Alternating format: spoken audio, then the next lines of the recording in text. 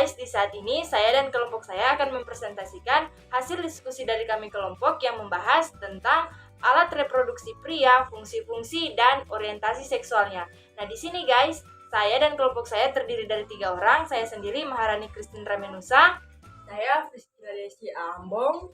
Saya Nanda Kristi Natalia Balanda. Dan tugas ini untuk memenuhi tugas dari mata kuliah Etika Seksual Medis.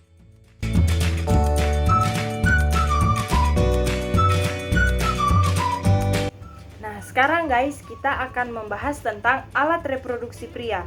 Yang pertama, yakni penis. Bisa dilihat di gambar ya. Nah, penis ini terdiri dari 3 bagian. Yang pertama yaitu akar penis, yang kedua batang penis, dan yang terakhir ujung penis. Nah, akar penis ini dia terletak di dalam tubuh dan terhubung dengan tulang pubis dan menempel di dinding perut yang mengandung kelenjar prostat dan vesikula seminalis. Yang kedua, tentang batang penis. Bagian utama penis terdiri dari 2 kurva cavernosa dan corpus spongiosum. Dan yang terakhir yakni ujung penis. Nah, ujung penis ini bisa juga disebut sebagai glans penis atau kepala penis yang ditutupi oleh preputium. Sekarang guys, kita akan membahas tentang alat reproduksi pria selanjutnya, yakni skotum. Nah, skotum ini merupakan lapisan skotum terdiri dari kulit, musculus dartos, dan beberapa fasia yang spermatika eksternal dan spermatika internal. Nah, skotum ini memiliki banyak saraf sensorik, meliputi cabang genital saraf genitoformal untuk permukaan skrotum anterior dan lateral. Nah, kemudian pembahasan selanjutnya yakni tentang testis.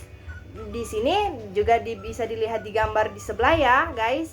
Nah, testis ini apa sih guys? Nah, testis ini merupakan organ reproduksi utama seorang pria di mana fungsinya untuk produksi hormon seks testosteron dan sel gamet yaitu spermatozoa. Nah, secara fisiologi jumlah testis ada 2 buah terletak di kantung portum sebelah kanan dan sebelah kiri. Testis ini diselimuti oleh tunika vaginalis testis, tunika albuginea, dan tunika vasculosa. Nah, selanjutnya guys, kita akan membahas tentang saluran reproduksi epididymis dan vas deferens. Nah, sistem ductus atau saluran pada reproduksi pria diawali dari tubulus seminiferus yang kemudian membentuk tubulus rectus dan retetestis. Selanjutnya menuju ke ductus efferens. Nah, ductus deferens ini dan ductus epididymis membentuk epididymis yang mempunyai formasi seperti huruf C yang letaknya di sepanjang batas posterior setiap testis dan terdiri dari bagian kepala, tubuh, dan ekor. Selanjutnya akan dibahas oleh teman saya, Priscila Desi Ambong. Oke guys, kita masuk pada kelenjar aksesoris, kelenjar bulbourethralis, prostat, dan vesikula seminalis yang terbagi 3 poin, yaitu yang pertama kelenjar bulbourethralis. Kelenjar ini berada di sebelah lateral uretra, pars membrane, dan yang tertutup sphincter uretra eksternal. Dan bagian yang kedua yaitu kelenjar protas. Kelenjar ini memiliki bentuk menyerupai struktur oval atau ovoid, meliputi bagian proksimal dari uretra. Kelenjar ini juga dikelilingi oleh serat dan sphincter uretra ekstema. Dan yang poin ketiga yaitu vasikula seminalis. Vasikula seminalis ini mempunyai 2 permukaan, yaitu anterior yang bersentuhan dengan dinding posterior vesika urinaria dan bersentuhan dengan fasia rektovesikal. Dari beberapa kelenjar ini kita masuk pada hormon testosteron pada pria. Salah satu fungsi testis adalah menghasilkan hormon, yaitu androgen. Selain memproduksi spermatozoa atau proses spermatogenesis, testosteron dan dihidrotestosteron adalah hormon androgen yang utama selain androstensteron. Hormon ini mempunyai fungsi utama mempengaruhi kerja organ reproduksi. Terus ada 5 fisiologi ereksi.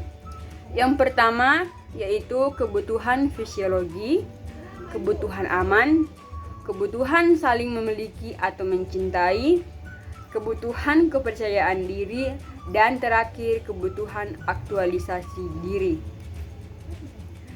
Dan kita masuk pada fungsi-fungsi alat reproduksi pria. Di sini fungsi alat reproduksi pria yang utama yaitu alat reproduksi pria sebagai organ yang terlibat dalam reproduksi, penyimpanan dan pengisian sperma ke dalam reproduksi wanita. Dan kemudian fungsi organ reproduksi pria ini dimulai saat masa puber, di mana semua organ pada pria memiliki peran utama masing-masing, yakni untuk saling bekerja dalam memproduksi dan mengeluarkan sperma. Setiap alat reproduksi pria memiliki fungsi masing-masing yang berbeda-beda, seperti testis, yakni fungsi masing-masing yaitu kelenjar genital primer pria yang berfungsi untuk menghasilkan sperma dan hormon testosteron. Kita masuk pada fungsi reproduksi umum yang akan dibahas oleh teman kita Nanda Kristi Natalia Balanda. Nah, sekarang kita masuk dalam pembahasan tentang fungsi reproduksi umum. Fungsi reproduksi umum terbagi menjadi 5 bagian. Yang pertama, perkembangan dan pertumbuhan organ reproduksi pria. Yang kedua, proses penurunan testis. Yang ketiga, sebagai tanda kelamin sekuler. Yang keempat, spermatogenesis. Yang kelima, perkembangan dan pertumbuhan kelenjar eksorsin pria. Pembahasan berikut fungsi non-reproduksi. Yang pertama, mempengaruhi pertumbuhan otot dan tulang. Yang kedua, mempengaruhi fungsi kognisi dan memori. Yang ketiga, mempengaruhi kondisi psikologi dan emosi. Yang keempat, mempengaruhi pembentukan eritropoietin. Yang kelima, mempengaruhi metabolisme lemak tubuh. Yang keenam, mempengaruhi fungsi pembuluh darah. Selanjutnya kita membahas orientasi seksual alat reproduksi pria. Orientasi seksual pada pria bisa berbeda-beda, seperti heteroseksual atau keterkaitan seksual terhadap lawan jenis.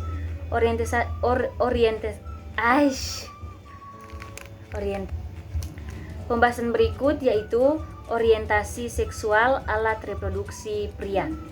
Orientasi seksual pada pria bisa berbeda-beda, seperti heteroseksual atau keterkaitan seksual terhadap lawan jenis. Orientasi seksual lebih berkaitan dengan sebuah emosional terhadap orang lain daripada dengan organ reproduksi. Ada banyak hal yang melatar belakangi orientasi seksual ini, seperti faktor lingkungan, hormonal, emosional, dan biologi. Selanjutnya, pengelompokan orientasi seksual pria terbagi atas 5 poin. Yang pertama, heteroseksual. Yang kedua, homoseksual. Yang ketiga, biseksual. Yang keempat, panseksual. Yang kelima, aseksual. Yang berikut, pandangan Alkitabiah terhadap alat reproduksi pria. Terdapat dalam kitab Kejadian 2 ayat 24, Kejadian 9 ayat 1, dan Kejadian 28 ayat 3. Nah guys, demikianlah presentasi dari kami kelompok. Jika ada kesalahan kata dari kami kelompok, mohon dimaafkan. Dan bagi teman-teman yang ingin menyampaikan saran dan kritik, silakan untuk langsung komen di kolom komentar. Dadah guys. Bye.